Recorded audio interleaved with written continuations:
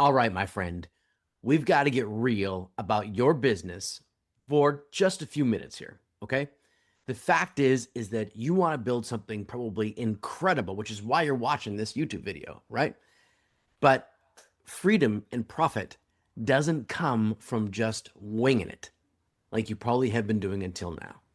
So if you're watching this video, then here's my promise. By the end of just our few minutes together, you're going to understand the real crux of how to take what is you know, a business that's chugging along, that's got some traction, you've got clients, you've got sales, you're making some money, and how to actually crank that local business up into making really great money and hitting your goals in actually a far shorter amount of time than you may think is possible.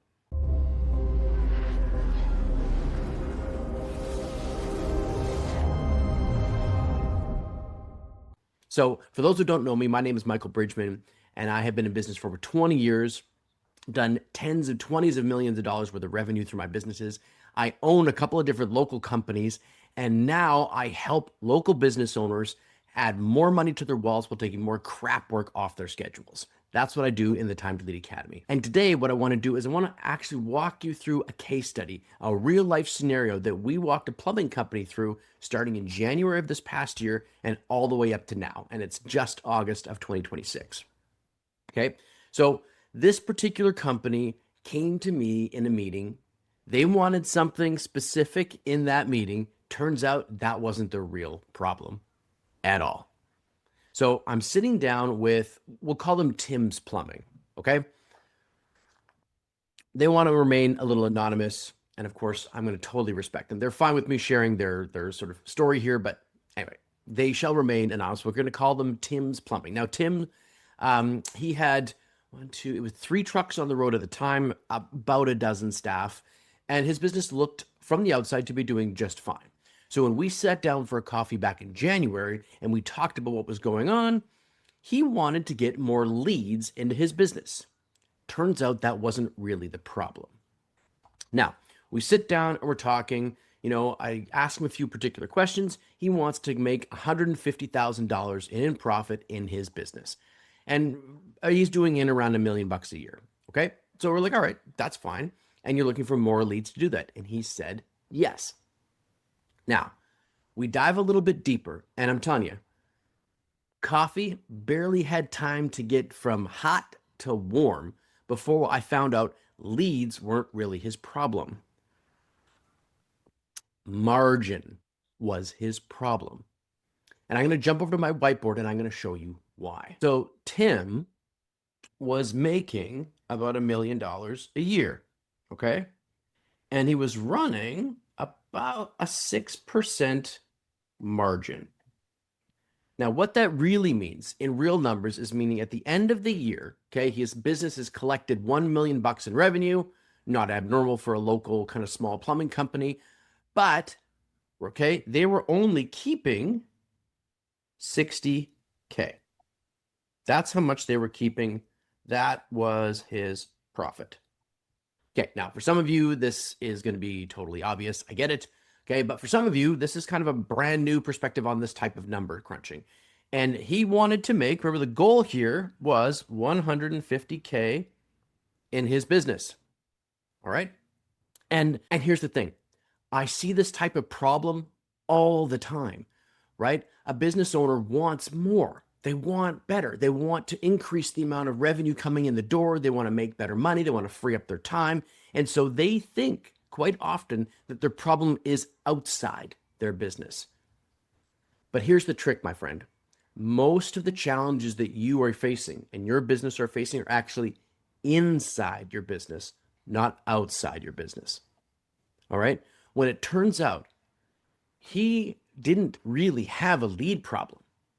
What he really had was a margin problem. And if we didn't fix that, it didn't really matter what we did on the front end to help him with his marketing and his lead generation because it wasn't going to get to where he wanted to get to. And let me show you the numbers to back that up.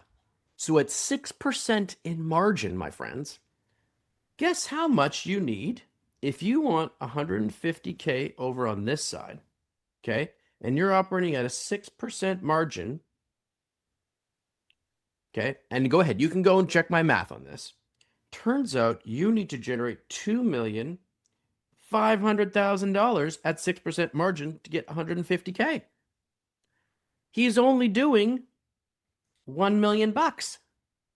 That's a huge jump in what he needs. He's going to need twice as many trucks, at least. He's going to need double the size of his team. He needs to figure, no wonder he thinks he has a lead problem. He's got to figure out, where am I going to get $1.5 million more worth of leads coming into my business every single year? And so after just 15 minutes of conversation, we were able to identify that the real issue was not his goal of 150K. The real issue was here. The real issue was in his margin. And this is the magic of magnifying your margin. Now, what happened was Tim's Plumbing wound up becoming a VIP Time to Lead Academy client. And we went through a pretty detailed process over the last 6 months to not only change what his business was focused on, but actually to take that margin and dramatically increase it. In fact, 300% increase in margin. And I'm going to show you what the effect was in just a minute. But can you imagine, okay, you're busy working hard at your business and you want more clients coming in, you want more leads coming in, but every time that happens, your workload just seems to get harder. Everything just seems to ramp up in intensity, and it just seems like more stuff starts falling through the cracks. This is what happens when a company that's not structured properly internally starts to get outside influence, and you're getting that outside traction. You appear successful from the outside, but when the internals aren't structured properly, revenue starts hitting misses, profit leaks out all over the place, customers are getting frustrated, and your actual team, they're wondering what's really going on here. And when we walked through Tim's Plumbing's business, we wound up finding a number of these little holes. And in fact, what I did was actually took the entire process we've walked him through. Okay, we've guided his business through over the last 6 months, and I put it into a multi-page, highly specific, detailed case study document. So what I'm going through with you today is just sort of the short form of that. And if you want that, let me know in the comments below, and I'll send one over to you totally free. You can see exactly what we did, item by item, sort of phase by phase, month 1 through month 6, inside Tim's Plumbing business, so you can see how that actually got laid out, so you can copy it for yourself. Okay, totally free. Just comment below and I'll send that to you, no problem. Now, let's really start unpacking what this difference between a 6% margin was and needing that much revenue in business versus what's a far healthier level of margin, and more importantly, what that did for his wallet and what it did for his company.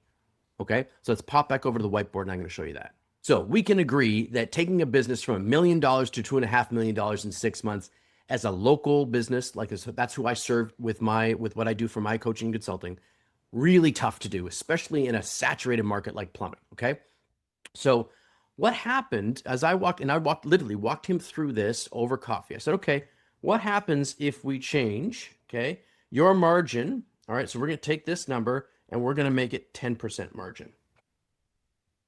All right. So at $1 million, 10% margin is going to give you 100K. Well, that's much better, right? We've already improved the actual take home by $40,000. Okay. But what happens if we just double his margin? So what about 12%? Okay. At 12%, suddenly we're at 120K. And the amount of dollars we need to get to his 150, okay, turns out you only need 1,250,000 at your 12% margin to get to the 150K.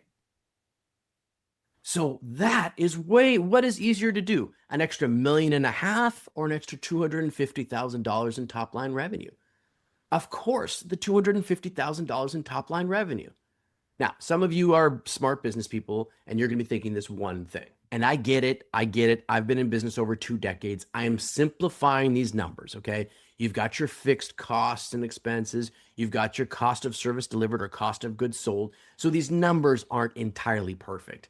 But even if we could reduce some of that drag and make it way more attainable, the margin percentage still makes a huge difference. You and I would agree on that completely, but I do get it. I'm simplifying some of these nuances numbers so that we can understand the concept way more effectively. And if you want to know more about exactly what we did, then just grab that free case study like I was talking about. It walks you through the 6-month process that we've been guiding this client through. And we're only 6 months in, right? He started in January of last year, or of this year, I should say, and it's now August. So we're just 6 months into this process. I'm really excited to share with you what happened in the next 6 months too, because we haven't got there yet. Anyway, let's jump back to the whiteboard because I'm going to show you the magic and the power of what we did accomplish. Because what we did with his margin by following just some of the structured processes that we do with Time to Lead Academy, it really made a huge difference for him. And it turns out he didn't need a dime more revenue at all. Let's find out how. So with Tim's Plumbing, what wound up happening, okay, we've walked through this already. What wound up happening was we actually, over the course of 6 months, we've now been able to get him to, that's an 18% profit margin.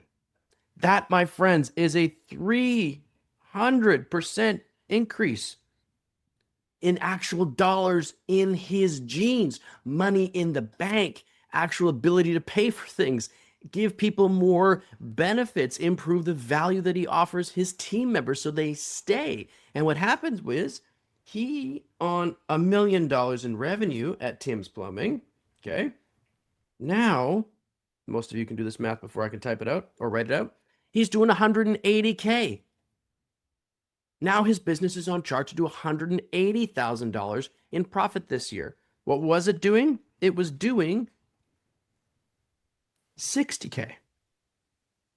That's a huge difference, right? We're talking $120,000 in the bank. If I can write this out, there we go. Versus what he was doing before. And we surpassed his $150K. Remember, he wanted this. We got it to this range right here, $180. That's $30,000 more. Why? Because we improved his margins. Okay, this is the difference between margin, okay, and just wanting more leads. Now, you're probably wondering to yourself, okay, Michael, how did you do that? So we went through 6 particular phases. And I basically just broke these down into 6 phases because it's one kind of stage we went through per month. Now, here's one secret, though, that I'm going to give you. The secret is this guy took action.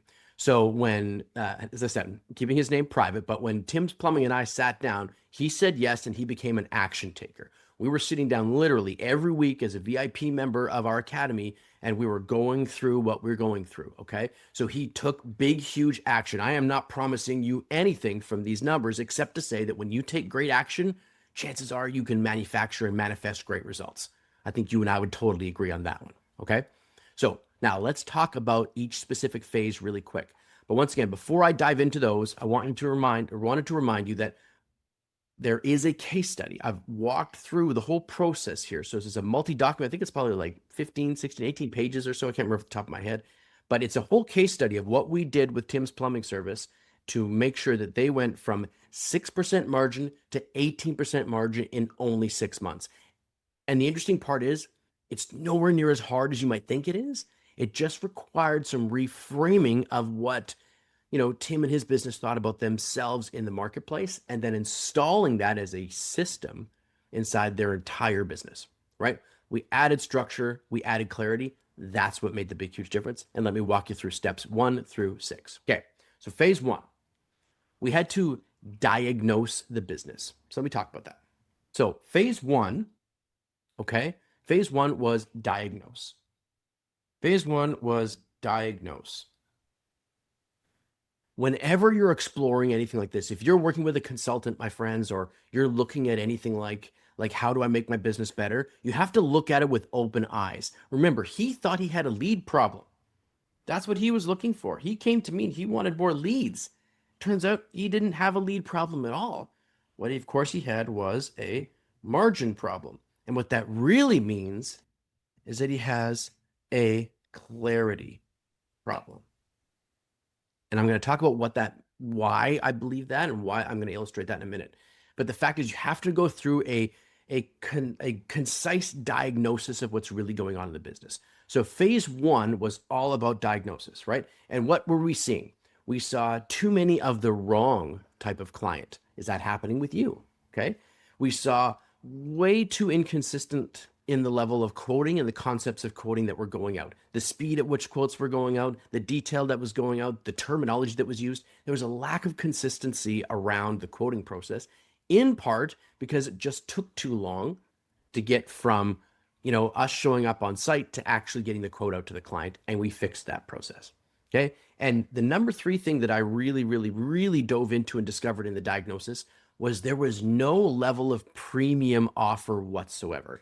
Everything was just general, vanilla, basic. We're here to provide great service, and we're trustworthy and professional plumbers. Nothing differentiating, nothing that made them premium. So those were the three major things that we found out in phase one that we set out to fix. So let's talk about phase two. Because in phase two, we wanted to recreate the brand. Okay. We needed to recreate what his company represented. Oh, come on. Where is my pen? There it is. Represented in the marketplace. This was crucial. What are we actually saying with his brand? And I don't mean colors and logos and slogans. What I mean is, what are we doing in the marketplace that makes Tim's Plumbing an authority on what it is they do? What makes them the go-to premium solution in their marketplace? And how do we make sure that that happens? That's what branding is all about, right? The branding really is about this particular two-step process. Who am I? And what am I associating with, right? Branding is just an association between two things, right? Michael Bridgman, right? And leadership training, right? Michael Bridgman and business expertise. Those are branding elements that I'm adding into my brand, of course, but you can do the same with your business. What do you want your business to represent? So ask yourself, what I'm thinking here, and I'm wondering, what do I want people to associate with my brand? Trust, responsibility, integrity, dignity, premium pricing, high caliber, right? Money, wealth, freedom, family. What do you want people to associate your brand with? These choices aren't made by accident. If you look across the great brands of the world, none of them happen by accident. None of them happen because of what other people thought first. Other people think something because the brand made sure those two things were connected. All right. As the great Alex Hormozy would say, if every time he walked on stage, you'd see a big pile of money beside him, you would associate Alex Hormozy with big piles of cash, right? It's a great analogy. If every time you see me with the big dog that I've got right now. In fact, I've got two of them at my feet, right? If I was to be able to pick them up, they're both over 70 pounds. So I'm not picking them up. But the fact is, if every time you saw me with a dog, you would associate Michael with dogs. That's what branding is all about.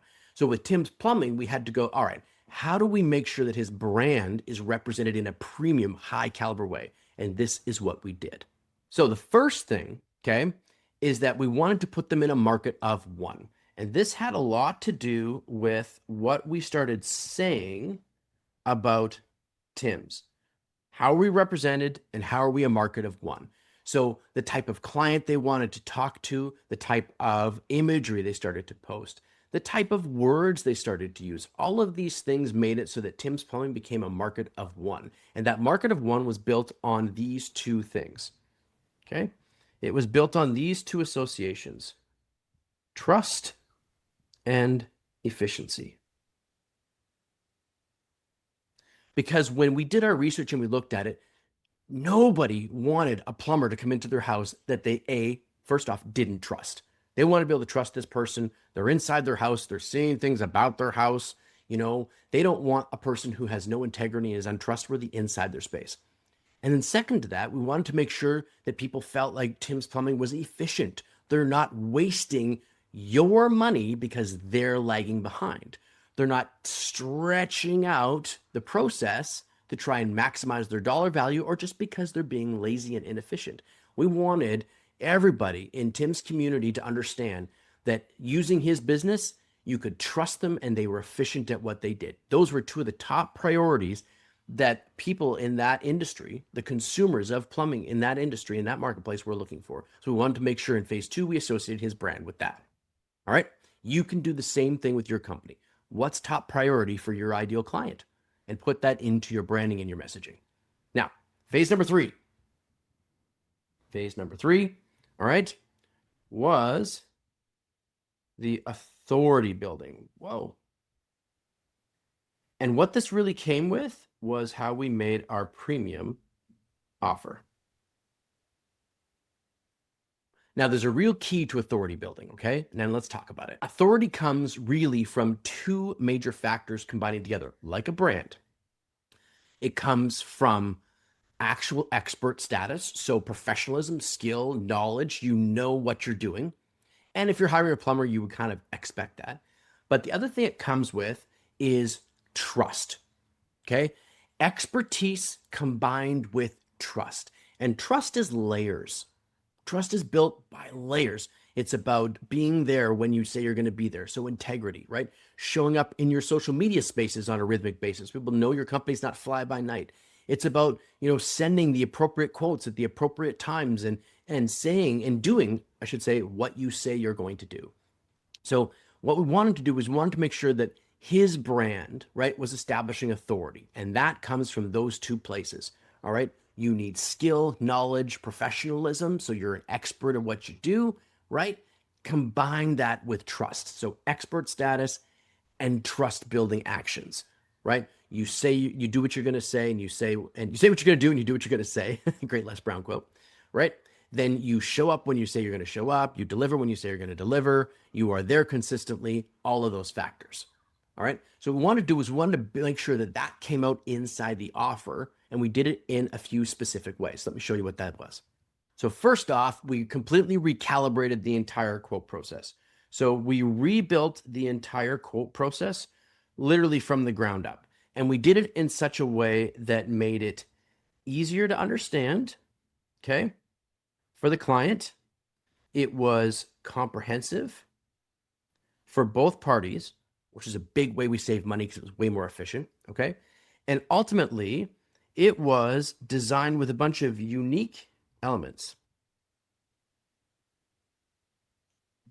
All right, so we made it easier to understand, more comprehensive in its scope, so there was less delay, and it had a number of unique elements. These unique elements were things like specific styles of guarantees and follow-ups, right? So with Tim's plumbing business, what we did was we incorporated, for example, where you're going to follow up in 30 days from now to make sure everything is great, right? And everything's working the way you want it to. Nobody else was doing something like that. They might follow up a couple days later, but not 30 days later, right? So it just felt different when you started to buy from Tim's. And that way the offer was presented made a huge difference in the speed and efficiency with which the entire sales process went. Because I am sure, as a person in the personal and home services space, right, even just as any local business, you have the problem of people delaying on your quotes. And that time, my friend, is literally costing you dollars. So let's move to phase 4. Now, as I'm loading up my pen here, I want to remind you, okay, you can get a more comprehensive, a more detailed version of this entire process, like the whole case study, just by commenting below case study, and I promise I will send it to you, no problem. Okay, so phase 4 now was the team buy-in. Yeah, this was a tricky one. So working in the locals business space, there's lots of people that have teams, and those teams do things in a certain way. And as you and I can agree, shifting the way somebody does something can be a bit tricky, especially when they've been doing it for a little while. So this was actually, Tim's plumbing. So Tim himself, right? This gentleman who we were working for, he was easy to convince. He was easy to guide in the process. He could see the vision that we were going for, but his team was a different issue. And so what it really came down to was that we fundamentally had to make sure that we honored one of our own core values as a company and one of our own perspectives at Time to Lead Academy, which is that people don't buy when you believe, people buy when they believe. And that holds true for your customers, but it holds even the same amount of truth for your actual team, right? So his team wasn't going to believe him. They weren't going to buy into this whole process or change to the way we were giving them, the way we were doing quotes, the entire way we were changing our making a premium offer. I mean, they looked at the price points we were going, and they said, we can't charge that. That's not what, AKZ plumbing down the street charges. That's way more than that, or that's way different than that, right? Why are we putting all these other things in the quote when, that's not what we used to do before? And so it took some buy-in process. And I'm not going to dive back into my whiteboard for this one. I just want to give you the one thing that really changed, right? Is that when they started to see the benefits in their own efficiency, that's when it shifted. Okay. So when you're attempting to shift things in your own company, here's the big recommendation I would do. Make sure you understand why it's valuable for the team member first. What's it going to do for their life? How's it going to make their life better? Sell them on the new version of what you want to do in your business. Then they're going to have a much easier time selling your customers. Okay. And then the proof will be in the pudding, right? Then it becomes a redundancy process that keeps backing itself up, which is what we're going to talk about in phase 5. But the fact is that they aren't going to believe you, all right, just because you believe you. They're going to believe you when it makes sense to them. And so one of the fundamental things we got to do is give them a demonstration of it and make sure that why they should do it this way has a huge benefit for them. And that might take a little bit of brainstorming. That's one of the things that my team and I are good at, right? Is helping you figure out, how do I pitch this new version of our company also to the team that already exists? It's a big level of leadership. Level up in those leadership skills for yourself. How do I pitch this in the boardroom, not just in a one-on-one coffee conversation? Okay, so let's go back to the whiteboard and talk about phase number 5. So phase number 5 is efficiency and follow-up. See, the biggest leak that I see in most small, local, service-based businesses, which is my specialty, is efficiency and follow-up. They spend a ton of time, and you're probably the same, trying to acquire a new lead, doing their marketing, selling their offers. What they don't spend a lot of time doing is figuring out how to deliver all of those pieces inside their business more efficiently, so that it's costing less time, which literally costs less dollars, and following up with the process they've already put in place to make sure that they're not having any profit leaks, any sales leaks falling out of their company because their follow-up sucks. So we immediately, right, in phase 5, we started putting in all sorts of, all sorts of structure and systems with software to make sure all of it stayed efficient, right? So we have a software called Hourglass, which is basically a marketing and CRM software that handles all of the logistics of a client's journey. So from lead all the way through to delivered results, we have a software that does the whole thing. And what we did was we bolted that software into his existing company and realigned it all so it was structured to exactly what the process was that he wanted to guide a customer through. The entire client journey from tip to tail, from the first time they raise their hand as a lead, all the way through to product, rubber stamp, finalized, love it, and I want to share your business with my friends because you guys did a great job. The whole process all structured inside one software system. And so we bolted that in phase 5 into his company. What was cool about that is something magic happened for his team. Once his team could actually see all the parts moving, right, could see the entire thing laid out and see how the whole system was working, okay, they suddenly bought in even harder. Suddenly they were even more excited about what was going on because they could really visually see the entire process. And the client's journey was laid out in such a way that the team was excited about delivering the entire process all the way along. It's this magic thing that, oh, drop my pen. It's this magic thing that starts to happen that when clarity laces itself into all the different elements of the business, everybody sees more clearly. The vision becomes, actually crystallized and it becomes more in focus. It allows the leader of the business to communicate easier and everybody gets more on board. It's such an exciting feeling. And this particular phase for Tim's Plumbing was really ramping up. And this was just a few months ago. So we just finished up with this. And you might be asking yourself, why didn't we put this stuff in at the beginning? The major reason was we didn't know what we needed yet. That's just the truth. Okay. You need to build, sometimes when you're building your business, you're building the staircase as you're walking up it. You've probably felt that way, right? And so we didn't know what we needed this staircase to look like, what we needed it to be made out of, what we needed entirely in that staircase, or how high it needed to go until A, my team and I had spent some time in his business, but also B, we'd used his new brand, we'd used his new offers, and we put all these pieces into place to then know where they all slotted in properly and how we could actually structure it. So I would encourage you, never build structure or systems around something you don't know exactly what all the pieces are supposed to do yet, right? It's a really great way of wasting your time and not doing the things that are actually going to grow your business. Okay. So let's move on to phase 6. And once again, as I pop over to my screen here, I'm going to share. I want to remind you guys, okay, that you can grab the entire portfolio of this, the whole case study, and I walk you through in more detail all these 6 phases with just by requesting it down below. It's a PDF document. I'll send it over to you right away. And it goes through all the different phases that we did so that you can have similar results to what we did with Tim's business. As I said, remember, we 300% increased. Okay, if I can draw an arrow here, there we go. We 300% increased his margin, dollars in his business left over at the end of the month by doing what I'm talking about here. And so let's get to the final phase, phase number 6. Okay, so phase 6 was all about, come on, pen, there we go, systemizing, and discipline. Okay, because the discipline without a system, or a system without discipline is just an absolute waste of time and energy. It's just words on a page. So we needed to systemize and discipline.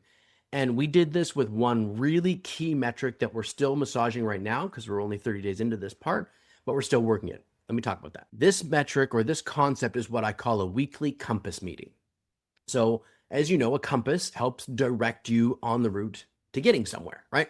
It's got north, which is obviously over here for me, right? And you're guiding yourself to where you want to go. So these compass meetings are specifically designed around a scorecard.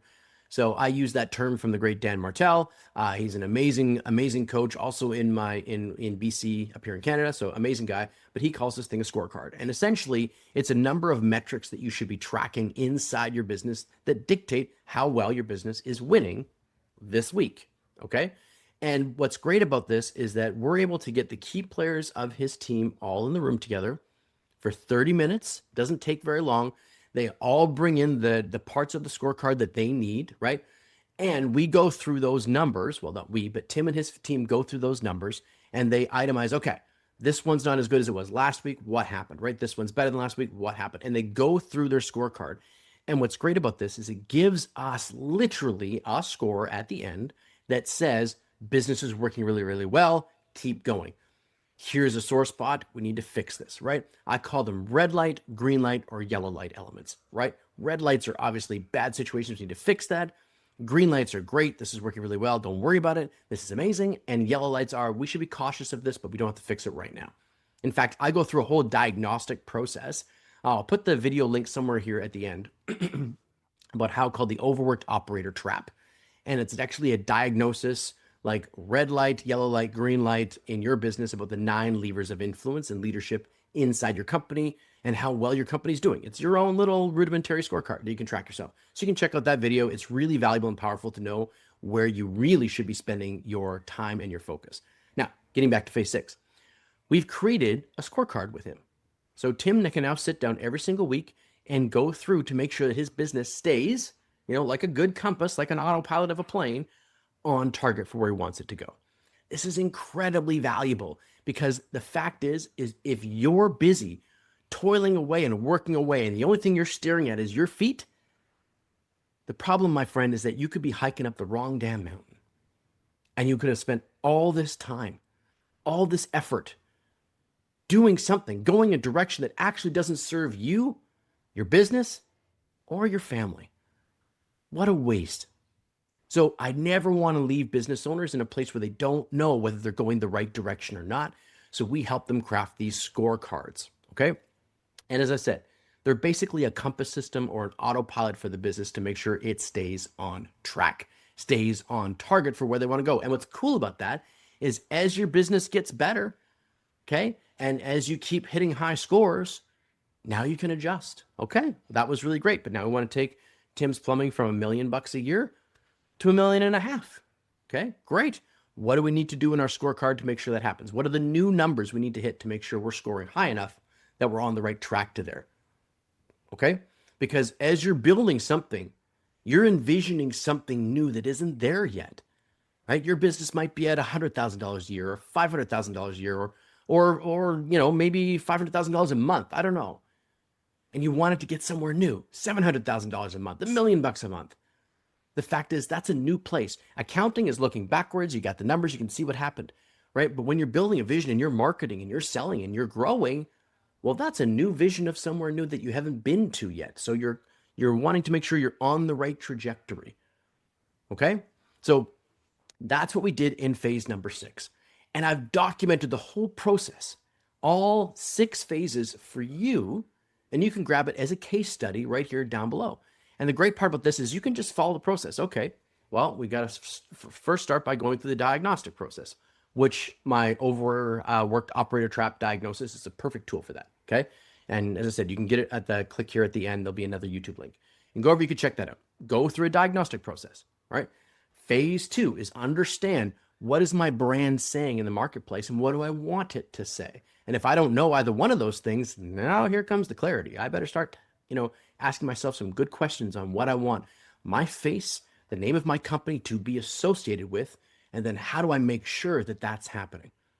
Phase number 3, of course, is how to build an authority and premium style offer that really ramps up your margins. And inside the case study, I go into more specifics about why that 6% went to 18% and how having that premium offer helped marry those two numbers and bridge the gap between 6 and 18%. Then phase number 4 was team buy-in, making sure that the whole team gets on board with this new vision, because you're not a solopreneur, or maybe you are and you want to grow. And this is a great tool to understand what your team's going to need from you in order to grow. Because the fact is that you're never going to build a business by yourself. Humans do business with humans, right? Another little saying that we have inside Time to Lead Academy. But the fact is I don't mean that just as customers. I also mean that as team members. You've got other people working for you. They need to know where they're going, why they're going there, what's in it for them, and they need to totally buy into the vision that you've got and the systems that you're putting in, or else the whole thing falls apart. Nothing is worse than you working your ass off only to have an employee behind your back snickering, laughing, making fun of you, thinking none of this is going to work, and undermining the entire integrity of your operation. Been there, and it sucks. Trust me. So that's phase 4, team buy-in. Phase number 5 is, of course, efficiency and follow-up, making sure you've got the right systems in place that are and the right structure in place, I should say, that no leads are lost, no sales are missed, no profit is leaked from the actual process that your client goes through from when they first become a lead all the way through to becoming a satisfied, amplifying client who refers others. And then finally, phase number 6 was all about putting in this systemized and disciplined process of monitoring the company. How are we doing? Where are we going? Where's the scorecard telling us? Basically the compass of the business. And we call that a scorecard. And as I said, I walk through all 6 phases in more detail in that particular case study. So you can grab it down below, just say case study down below, and I'll send you a free copy of the case study. Okay. But the more important thing is do the overworked operator trap diagnosis. Find out whether you're actually, or where I should say, you're actually stuck in your business. Because if you're anything like my buddy here from Tim's Plumbing, who came into our conversation thinking he had a leads problem and thinking that he was going to be able to take his 6% margin company and somehow manufacture $150,000 in profit from there, right? He had no idea he was going to have to hit $2.5 million in revenue. He'd never done the process. He just had a number he wanted to hit and a number he didn't know about. You need to know the number you don't know about. And if you need any help with that, go take the overworked operator trap. Go do that diagnosis process. It's super valuable. I think you're going to get great value out of that. And if you enjoyed this video, then please share with another business owner friend of yours, because that's the way our message gets out there and I can help other people grow so you don't stay stuck in the overworked operator trap. Because local business owners, my friend, you are the lifeblood of the economy, and I want to see you succeed just the way I did.